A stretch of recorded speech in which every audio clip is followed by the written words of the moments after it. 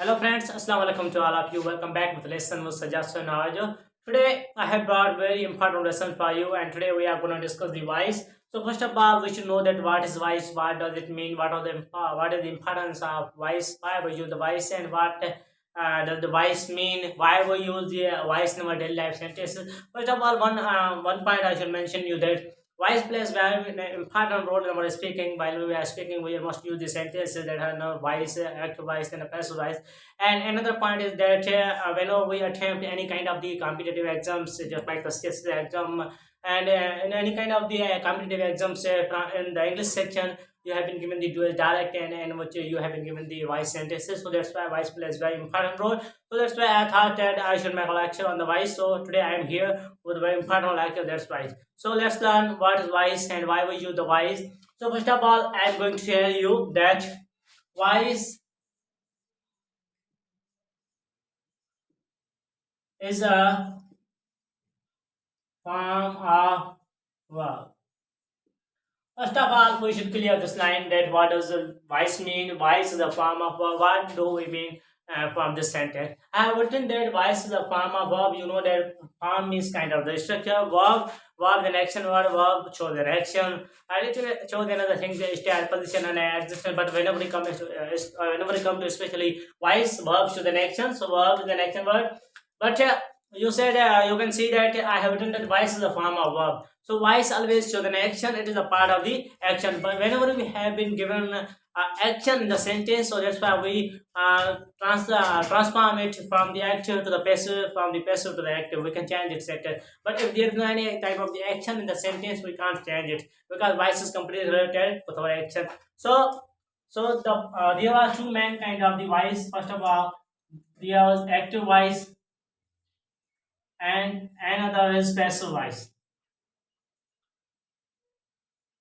So let's see that what do these two kinds of the voice mean, active voice and a passive voice. Active voice is a kind of the sentence in which we have been given the three things. That's why we can say subject, verb and object. If you have been given subject, verb and object in the sentence in a sequence, you can say that sentence belongs to active voice. Suppose I can tell you, he sings a song. Here, he is a subject, sings is a verb, and a song is an object. So the sentence is completely consisting on subject, verb, and object. So you can say that sentence belongs to the active voice sentence. I'm going to write it. He sings a song. Here you can say that he is a subject, and sings is a verb, and a song is an object. Okay, so we can say the sentence belongs to the active voice. That's the easy way to identify the sentence, whether it's the active voice or the passive voice. And whenever you come to the passive voice, there's just opposite twist. You have been given first object, after that verb, and in the last you have been given objective test of subject. Okay. So these are the definitions of the active voice, passive voice, and how can we define the active voice? We can say that an active voice sentence subject does something. Subject does something. It means here we are going to focus on the subject and the sentence, that what does subject do. Here I have written he sings the song. Here you can see that subject is he, and it is doing the function of singing. So something subject does something or some action. But when you come to the passive voice, you can say that some action or something is done by subject. In passive voice sentence, we clearly say that an action is completed. That's why it has been completed through the source of somebody. Somebody has completed an action, and action has been completed by somebody. That's why we use the active voice and a passive voice. But when we focus to that, there's a question in our mind arises that why we use the active voice, what is the importance of using the active voice, what do we get by using the active voice sentences, and what do we get by using the passive voice sentences. So one reason that whenever we want to focus on the subject in the sentence, you have written that he sings a song. Here you can say that we are focusing on the just subject one sentence. We are focusing that he sings a song. Not we are not focusing on anything in a song or anything, but just we are focusing that he. If I say Aslam writes a letter, here we are focusing on Aslam. So the word of next is Aslam. We are focusing on Aslam. So that's why whenever we want to the focus give more emphasis on the subject of the sentence. That's why we use the active voice. And whenever we want to give the focus on the object, it means object. That's why we use the passive voice. Suppose if I have written that he sings the song, a song is sung by him. Here we are going to focus on the a song. You can say a song is sung. Just you can, it's a you will to mention by him or her or etc. But it's not necessary because we especially we use the passive voice sentences to talk about some general concept, and when we want to focus on the object. Sometimes you hear in news that three people were killed. They do not mention that who killed them. Just they focus that people were killed. It means they are focusing on the object, not the subject who did it. So that's why we use the passive voice. So whenever we want to talk about the general things in our daily life, we don't want to mention that by whom something is done. Just we say that something has been done. That's why we use the passive voice sentence. That's the usage of the active voice and the passive voice sentence. Let's see how the sentence is formed from the active voice sentence to the passive voice sentence. Let's see it. I have written that. Here I'm going to write it again. He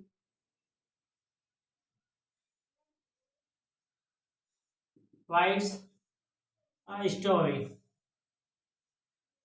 Yeah, I have written he writes a story. You can clearly identify that the sentence belongs to the active voice because I have subject, verb, and object is present in the sentence. But when we come to the passive voice, how can we change the sentence? So first of all, by converting, if you are going to convert the sentence from the active to the passive or passive to the active, you must know the tenses, that how the tenses are formed. And there's another point that some people say that. The passive voice is formed of just 12 tenses. It is not necessary, but if any tense or if any kind of usage has an action, if there is an action, the sentences can be completely changed into the passive voice. But it is not necessary that the passive voice can be only formed of the 12 tenses. It is not necessary, it is not enough. Okay. So you can form any sentence into the passive voice or the active voice if that sentence contains the action. That's necessary. That's one point. Okay. He writes a story. I told you that to convert the sentence, you must know the tenses. So he writes a story. Here I have written the present simple tense, and you used to know that the simple tenses are converted into to be, and continuous tenses are converted into being, and perfect tenses are converted into being. I will inshallah make another video on the special tenses. That's why I will teach you especially the tenses, that how tenses are formed, okay, and how they are changing into activize to passivize to activize. Just we are focusing on just the introduction of the activize. So let's see that. He writes a story. As I told you that when we come to the come to change the sentence from the active to the passive, first of all we should notice that we have to take the object, verb, and after that the object plus of the subject. So here what's an object in the sentence? He writes a story. So you will check that a story, a story. After that, I told you that present simple tenses are converted into the to be tenses. He writes a story. A story. After that, you can say that we have converted. This is present simple tense, and we have converted to present to be tense. And a present to be tense we use is with the singular subject. Okay, here a story. A story is a singular. You can say that a story is. After that, you have to use the third form of the verb in the passive voice because I have written that something is done by subject. It means action is completed. Okay, it's a subject no longer does, but it has been completed. The action is over. So a story is written.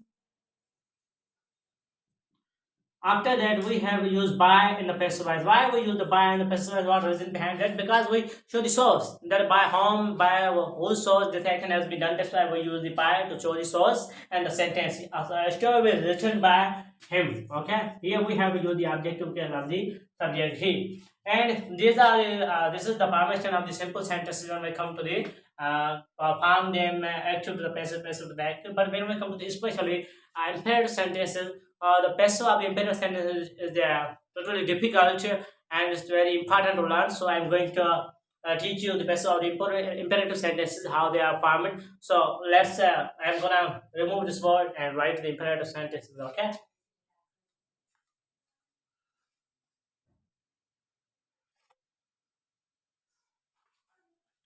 So here I have written the imperative sentences. So let's see how can we change the imperative sentence in the passive voice sentence. The first condition is that first rule is that if I write a sentence that's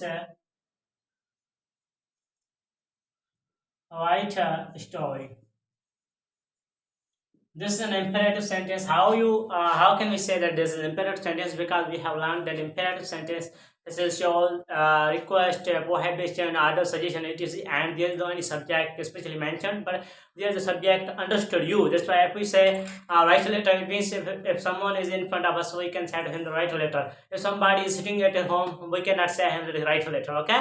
The imperative sentence is that in which the subject you is understood, and we do not use normally subject in the sentence. That's why they are called imperative sentences. So here I have written write a story. You can see that there is only subject present in the sentence, write a story. So how are we going to change the sentence to the passive voice? Number one condition I want to tell you that whenever we have been given the direct object in the sentence, we have to change it passive voice with the help of the let. Okay, write a story. You will put the let plus में object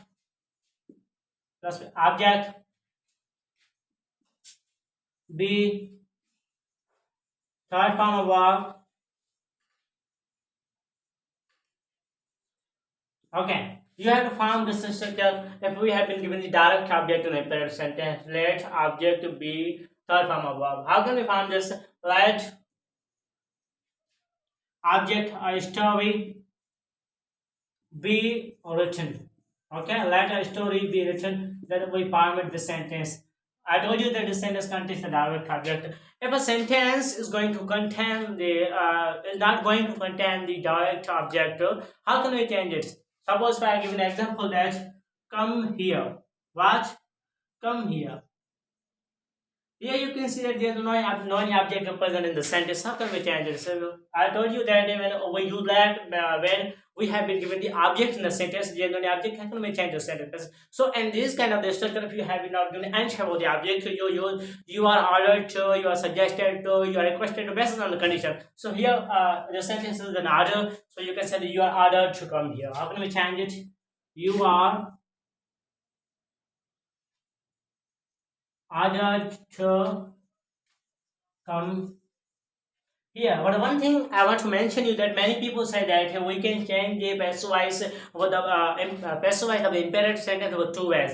The one way is we should use you are ordered, requested, suggested, and with that. But some grammars say, some books say that it's not necessary. When we have been given object in the sentence, we use that. Whenever we don't have the object in the sentence, we cannot use the let. Okay, if we are going to say that you are ordered to write a letter, this is going to be incorrect according to some grammarians, but some people consider it correct. Now it's your willing, the more correct the more correct usage is that if there is an object in the sentence, you should use the let. So you should not use this structure. This structure is only based on you are ordered to come here, you are requested to come here, which is what I will say. Okay, so we learned that we use that in the passive voice sentence. Okay, but if there's a condition.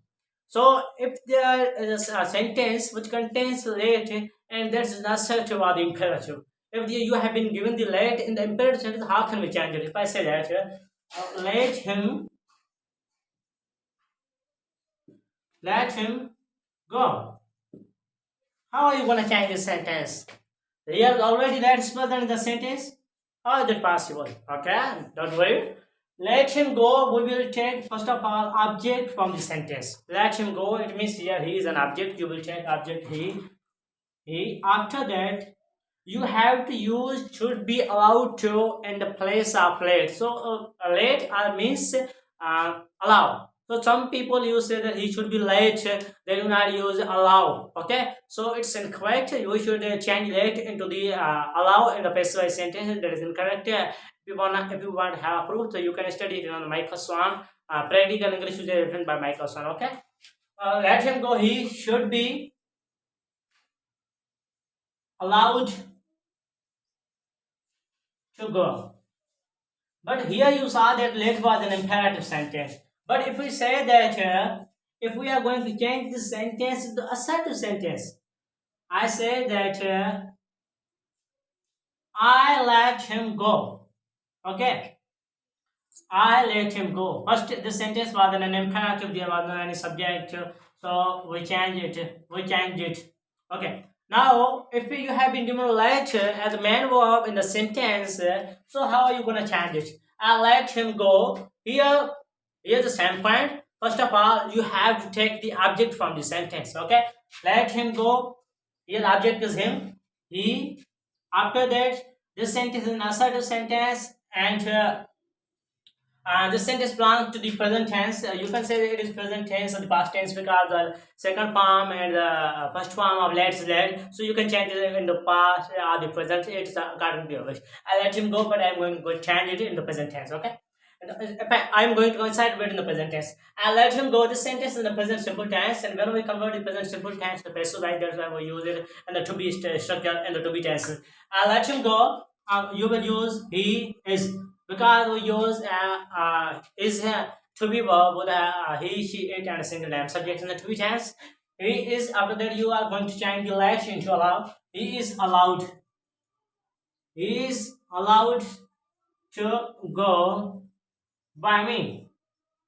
Here you will not use should be allowed to because it is only formed into the imperative structure. So that's why the passive will be light. And there is another concept that there is another letter. If I say that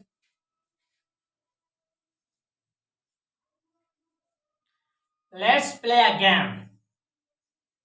What? Let's play a game. How can we change this sentence area? Okay, let's see. Let's play a game here. First of all, you have to take this let's play a game. You have to consider the let's. In the let's, in the place of let's, we use in the passive assistant. It is suggested that it is proposed that it is suggested because when we say that we let's go to the movie, let's go to watch the movie, let's go to the cinema. It means we propose something to another body. We give suggestions to our friends. Our the group to go to some media or to something. This is when we want from the suggestion. That's why we say that when we want to give the proposal, that's why we use the let's. Okay, in the sentences. So let's play a game. You can say it is suggested. It is suggested or proposed that we should play a game. We should play a game. Okay. I think that's the end of my lecture. So I brought some important usage of the passive voice, especially the passive of the let. How can we change the let from the active to the passive, active, and passive to the active? So this was the new concept I thought I should teach you. And if you have any doubt or a question, ask me. And don't forget to give your precious reviews in the comments below because your reviews inspire us and give us a lot of the motivation so that we can continue our lecture. So this is just our practice to keep teaching you, and this is also helpful for us to practice our English to speaking. So I can tell you that voice is not difficult to learn, but there's one point that you should know that you have to get the grip over the tenses. That's why you have to learn the tenses. And in speaking, the most of the people get confused in speaking while they are good at it, they are writing. Well, the main reason behind it, they do not have the grip over the tenses. If they have the gotten the grip over the tenses, if you know the tenses very well and you can translate them very fast, so you will be inshallah able to speak English. And speaking English is very not difficult. So that's why you have to help yourself and you have to learn something yourself. Okay, that's why. Thank you. This was in my lecture, and I hope I will bring on another lecture on the passive voice related to the tenses, how we change the tenses from the active to the passive. If you have any question or doubt, you can ask me below, and don't forget to precious reviews in the comments below. Thanks. Allah Hafiz. Take care.